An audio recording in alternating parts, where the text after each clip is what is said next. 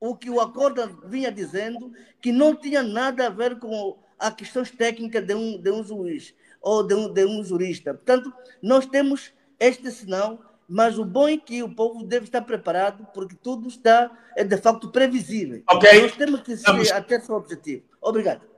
Chicote, como é que vês então? Obrigado, doutor. A questão prévia aqui, e gostava de dizer que acompanhei com bastante agrado as intervenções dos restantes colegas do painel, acerca das quais estou quase que totalmente de acordo. Agora, na senda deste tema, eu penso que as questões neste meu segundo remate de partida devem ser as seguintes. O que é que faltou do processo de legalização iniciado em 2019 que terá sido complementado no segundo processo, na segunda tentativa, que agora culmina com a legalização? Portanto, fica aqui claro que há gato aqui. Fica aqui mais do que claro de que há gato aqui. E eu gostava de chamar a atenção sobre um fato que é de todo bastante interessante, respeitante ao processo que agora culmina com a legalização nesta segunda tentativa.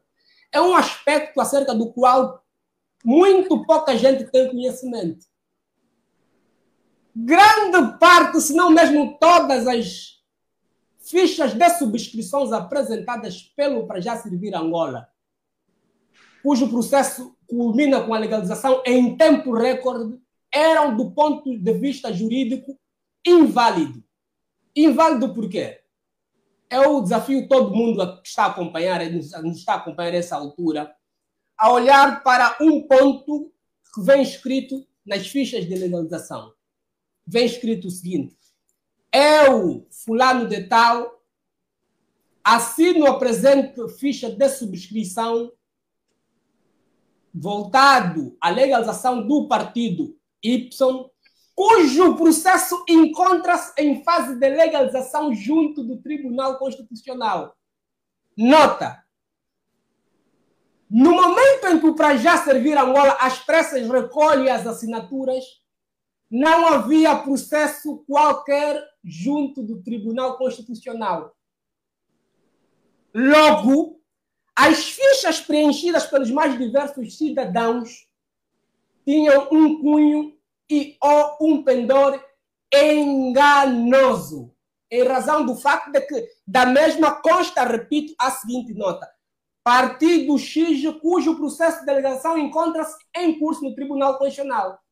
Ora, o Para Já Servir Angola, nesta segunda tentativa, inverteu procedimentos esses suscetíveis de dar lugar a um chumbo do próprio processo, sobretudo voltado à validade legal das fichas, vulgo assinaturas, em razão do facto de que no momento em que se fez a recolha das assinaturas, não havia processo qualquer junto do Tribunal Constitucional. Ou seja, recolheu-se primeiramente as fichas, e as fichas, uma vez em posse dos órgãos ligados ao Para Já, só depois então é que se requer o credenciamento da comissão instaladora junto do Tribunal Constitucional. Isto é um atropelo jurídico grave que por si só deixa cair por terra não o processo comum todo, mas coloca em causa a validade jurídica das assinaturas, por sinal, condição sine qua non para a legalização e ou anotação de um partido político nos termos da Lei 23/10 de 3 de dezembro, que é, portanto, a lei dos partidos políticos. Segundo,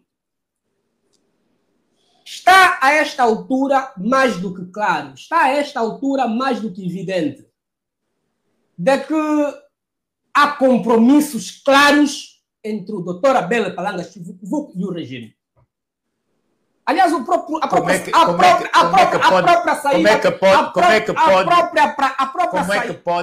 própria saída do Para Já agora por si só diz muita coisa. E reitero, o MPLA percebeu que o Dr. Abel Chivuco, junto da ACJ e da UNITA, faz mais estragos do que se com o seu Para Já. por outro lado, percebeu que com o seu para já, e o MPLA, macaco velho como é, conhece desde muito as grandes fragilidades do Dr. Abel Chivuco, assente num ego exacerbado em querer ser chefe a qualquer custo. Na vaidade política, etc, etc. E, portanto, o que o Dr. Abel a essa altura está a fazer, e os mais atentos irão concordar comigo, são tão somente jogos ou manobras dilatórias políticas, ou seja, está à espera do momento apropriado para apresentar um álibi que vem acolher, por meio do qual irá romper com a FPU. Até porque se há acordos, ele terá de os cumprir. Aliás, o MPLA, com a casa, já lhe mostrou que quando os acordos não são cumpridos, quando se pretende correr mais, quando se pretende sair além dos acordos, o criador mata a criatura. Segundo, é necessário percebermos que a UNITA deve, a essa altura, olhar para soluções alternativas. Porque eu percebo claramente que, e sobre isto não tenho dúvidas, o para já servir Angola das duas umas. Ou caminha sozinho, cenário pouco provável, em razão do facto de que o Dr. Abel Chivuco não é um ingênuo político. Ou seja, ele sabe que, tentando caminhar a solo com o seu para já servir Angola, terá de modo automático e instantâneo uma rejeição popular sem precedentes. Desta feita, mas eu chamo a atenção à UNITA. Não acha que os partidos tradicionais serão sempre penalizados em 2017 e as pessoas queiram, em 2027, queiram uma outra alternativa? Eu vou dizer uma coisa, Dr. William Antonio, respondendo à sua questão. E cito uma frase que fez bastante eco ao nível da comunicação social em Angola, proferida pelo Dr. Adriano Abel Sapinala, profissional deputado da Assembleia Nacional e secretário provincial da UNITA cá em Luanda, quando ele dizia que o cenário político a esta altura está completamente preenchido pelo MPLA, por um lado, e pela UNITA, do outro lado. Foram frases muito mal interpretadas, com as quais eu concordo, e o contexto atual político dá-lhe razão também.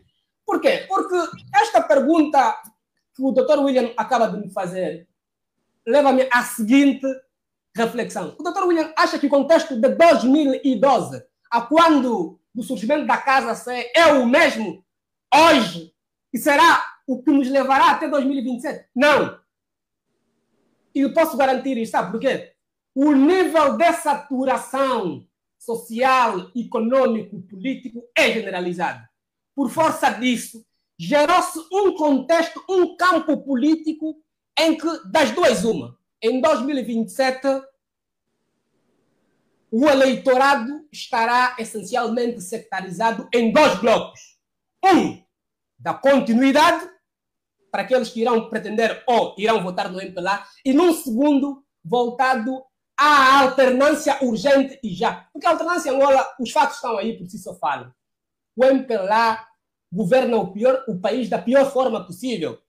E não creio que os angolanos estejam em 2027 em condições de esperar. E desse ponto de vista, o voto útil em 2027 terá um peso preponderante naquilo que serão os resultados definitivos. O voto útil, quais são as suas componentes? Vamos aqui desmistificar isso. É o eleitor perguntar quem é que está mais próximo de tirar o MPLA. A essa altura, a única força política, os fatos estão aí, falam por si, é a UNITA. E, portanto, desse ponto de vista, a UNITA e o seu cabeça de lista em 2027, não posso dizer de modo linear que seja o engenheiro Alberto, até porque a UNITA vai a Congresso este ano, terão, sim, a benevolência, o beneplácito deste voto útil.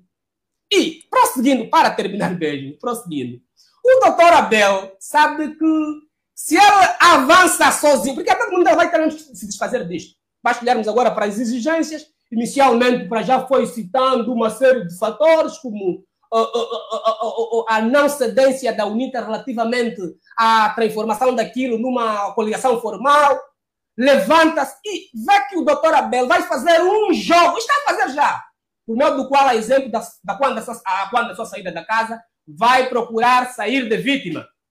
Ou seja, estamos a verificar que o doutor Abel, e é necessário que o doutor Filomeno, desse ponto de vista, tenha bastante cuidado, vai usar ao máximo o Bloco Democrático no quesito extinção, caso venha a concorrer na plataforma anterior, como álibi ou arma de arremesso para a posterior constituir ou compor a sua narrativa a quando da sua saída. Mas o doutor Abel, para terminar, ele sabe que caminhando sozinho não consegue. Logo, e é necessário que a UNITA tenha bastante atenção a isto. Tudo indica, William, que o doutor Abel Vucu-Vucu, no momento exato, irá fazer a vírgula perfeita. Ou seja, abandona a UNITA, convida o bloco, diz ao Flamengo, tu concorres nessa plataforma, tu és extinto. Logo, ele pode pegar no bloco e refundar uma espécie de nova FPU com uma ampla abertura da sociedade civil, dando com isto quase que um checkmate à UNITA, que a dada altura estaria isolada em sede do concurso às eleições aprazada para 2027. Portanto, é necessário que... E mais, William, olhe para os discursos, olhe para os detalhes discursivos do Dr. Abel Palangas Vucu-Vucu, sobretudo depois da legalização do projeto Servir Angola.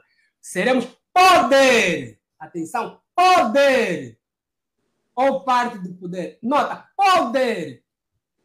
Esta palavra por si só está a aventar a possibilidade, isso é um discurso lunático, está a aventar a possibilidade dele com o seu projeto por si só, não ser para ser ele o poder. De onde é que vem tanta confiança discursiva do líder de uma força política acabada de ser legalizada, ainda mais num contexto, a essa altura, quase que completamente preenchido pelo MPLA e pela UNITA? Olhando para o cenário político e até mesmo respeitando o modus operandi dos órgãos jurisdicionais em Angola, num contexto em que a CNE, basta olharmos que o MPLA de 2008 para cá vem perdendo 10%. 2008, 81. 12, 71. 17, 61. Agora 61. Num contexto em que os resultados são distribuídos de modo administrativo pela CNE e posteriormente validado pelo Tribunal Constitucional de modo definitivo, talvez a confiança... E tudo indica. Talvez não. Tudo indica que o doutor Abel Vucu-Vucu tenha essa confiança excessiva resultante do facto de que os seus parceiros lhe tenham garantido que, em sede da distribuição administrativa dos resultados em 2027, lhe será...